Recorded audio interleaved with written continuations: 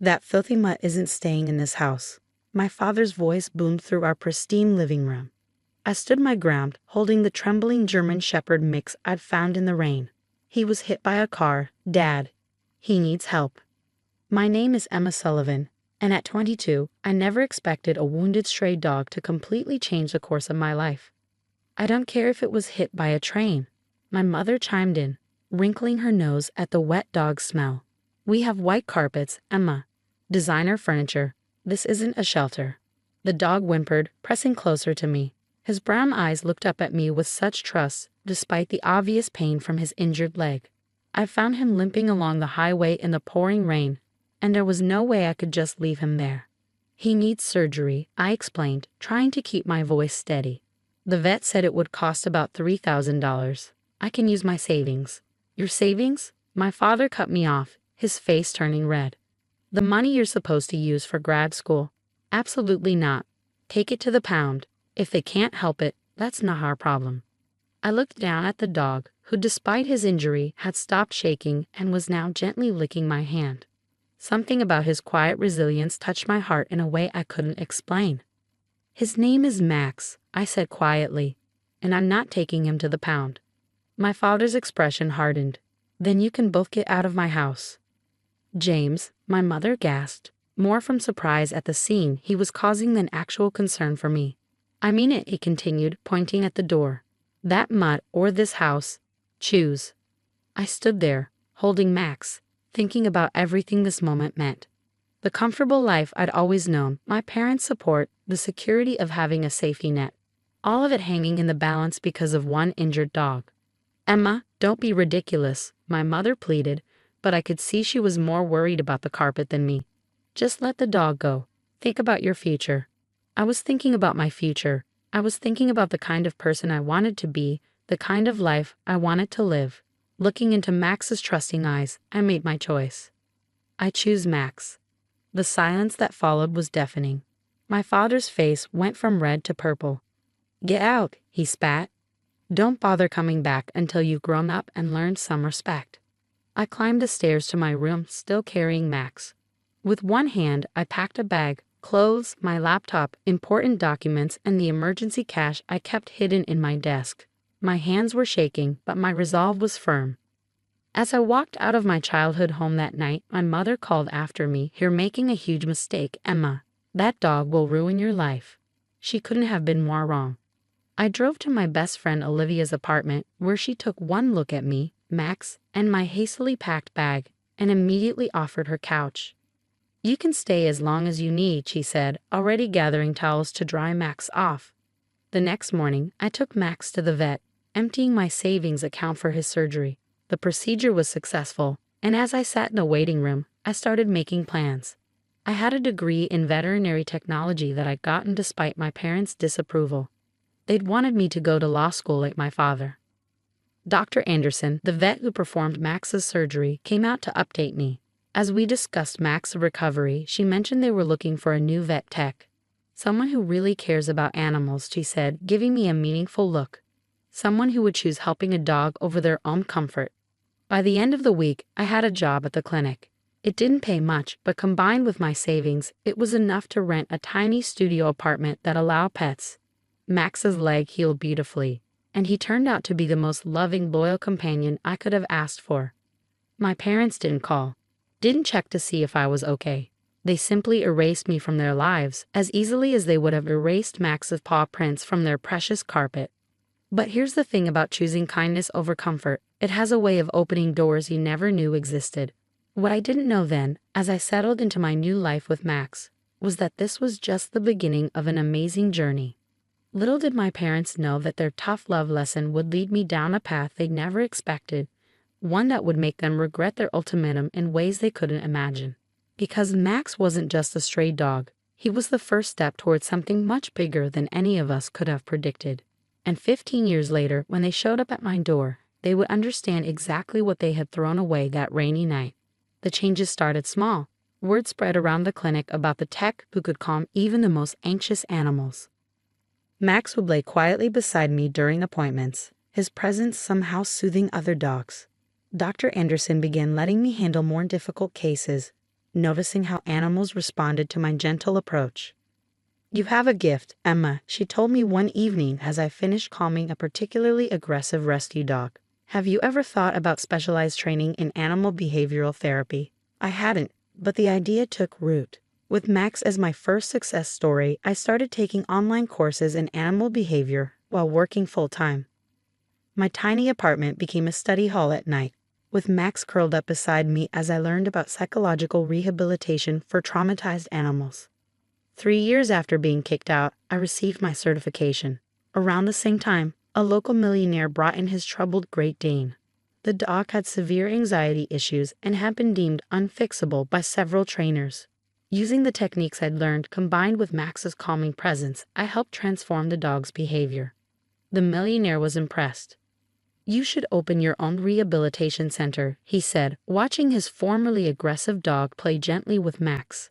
"I know several people who would pay good money for your services." That conversation changed everything. The man, Mr. Harrison, became my first investor.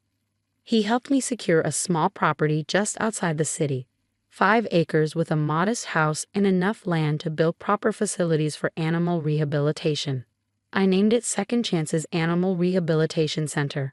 Within 2 years, we had a waiting list of clients. Rich pet owners, rescue organizations, even the police department's K-9 unit started sending us their challenging cases. Max became the heart of the operation. He had an instinct for troubled animals, often lying down beside anxious dogs or standing protectively near abused ones. The local paper did a feature story about us, calling Max the therapy dog's therapist. Through it all, I heard nothing from my parents. Occasionally, Olivia would update me on family news she heard through mutual friends. My father had become a senior partner at his law firm. My mother was still active in her country club circles. They had redecorated the house, replacing that precious white carpet with something even more expensive. 7 years after I left, I received an invitation to my cousin Kate's wedding. I decided to go, bringing Olivia as my +1. Max stayed behind, watching over the rehabilitation center with my trusted staff. Walking into the country club ballroom, I felt my parents' eyes on me immediately. I changed. Gone was the timid girl they'd thrown out. In her place stood a successful business owner, confident in her own skin. My mother approached first, her smile tight. "Emma, you look, well," she glanced around. "At least you didn't bring that dog. His name is Max, Mom, and he's busy running my multi-million-dollar rehabilitation center." Her smile faltered. My father, overhearing, nearly choked on his champagne. "Multi-million?" he sputtered. "That's impossible. You work at a vet clinic." I handed him my business card, enjoying the way his eyes widened at the embossed logo. "Actually, I own the largest animal rehabilitation center on the East Coast. We have contracts with police departments in 3 states and a 2-year waiting list for private clients." Before they could respond, Mr. Harrison appeared. "Emma, I was hoping I'd see you here. Listen, about that expansion we discussed, I have some investors who are very interested." I excused myself, leaving my parents standing there, watching as one of the city's wealthiest men eagerly discussed business plans with their cast-off daughter. Later that evening, I overheard my mother telling her friends, "Of course we always supported Emma's love of animals. We knew she was destined for great things." I had to laugh at the irony. The dog they called a mutt had helped me build something extraordinary. The choice they thought would ruin my life had actually saved it. But the real test of their change of heart was yet to come. Because what they didn't know was that fate had a twisted sense of humor, and their perfect world was about to crumble in ways they never expected. As I drove home from the wedding, I received an urgent call from my attorney. "Emma, you might want to sit down for this," he said. "Remember that property your parents' law firm has been trying to develop? Well, there's been a rather interesting development." I smiled, thinking of Max waiting for me at home, still helping troubled souls find their way. Sometimes the best revenge isn't about getting even. It's about proving them wrong in ways they never saw coming. The interesting development was a zoning issue that had forced my father's law firm to abandon their multi-million-dollar development project. The property they planned to build luxury condos on was now worthless to them, but perfect for what I had in mind. "They need to sell quickly," my attorney explained.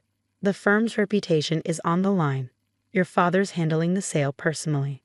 I leaned back in my office chair, Max's gray muzzle resting on my knee. He might have been older now, but his eyes still held the same wisdom that had drawn me to him 15 years ago. Make them an offer, I said, but don't let them know it's from me. 2 weeks later, my parents' world imploded. The law firm's biggest project had failed, taking my father's shot at managing partner with it. Then their house flooded. Apparently, those expensive renovations hadn't included updating the ancient plumbing system. Insurance wouldn't cover most of the damage, and with the development project's failure hanging over him, my father's position at the firm became precarious. I heard all this from Olivia, who'd remained my connection to family gossip. They had to move out of the house while it's being repaired, she told me. But they're having trouble finding a place to stay. Apparently, your mom's burned a lot of bridges at the country club. That evening, as I walked the grounds of Second Chances with Max, I made a decision.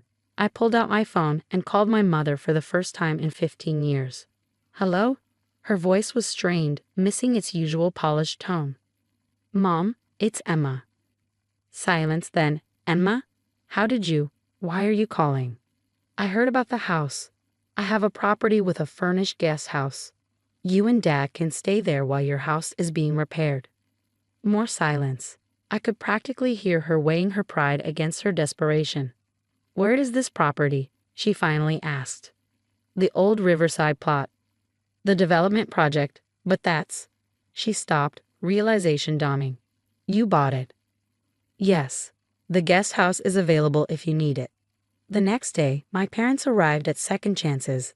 They stood in the driveway, taking in the sprawling facilities, the state-of-the-art rehabilitation centers, and the pristine grounds that had once been their failed development project.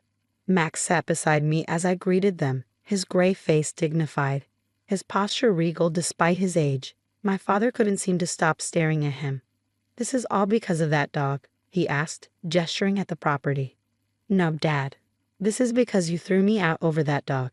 Best thing you ever did for me, actually. My mother touched my arm hesitantly. Emma, we were wrong. We were so wrong.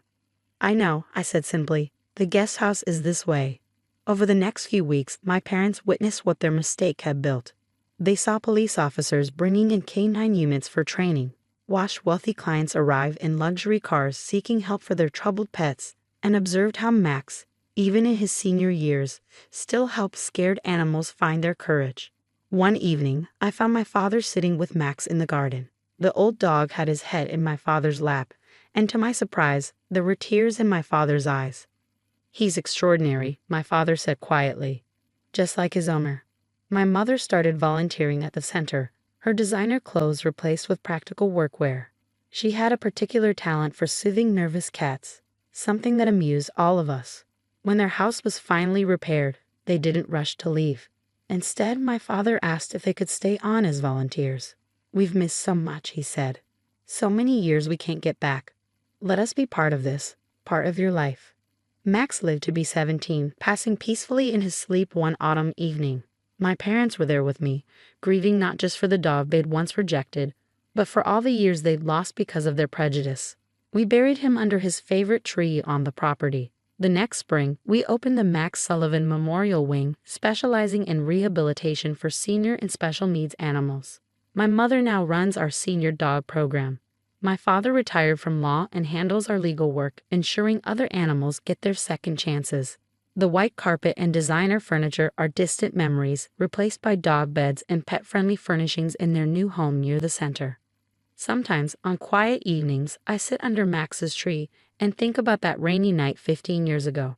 One choice, one moment of standing up for what I believed was right, changed everything. My parents often say they regret their ultimatum, but I don't. Without their rejection, I might never have found my true path. Max might never have helped hundreds of other animals heal. Sometimes the hardest choices lead us exactly where we're meant to be.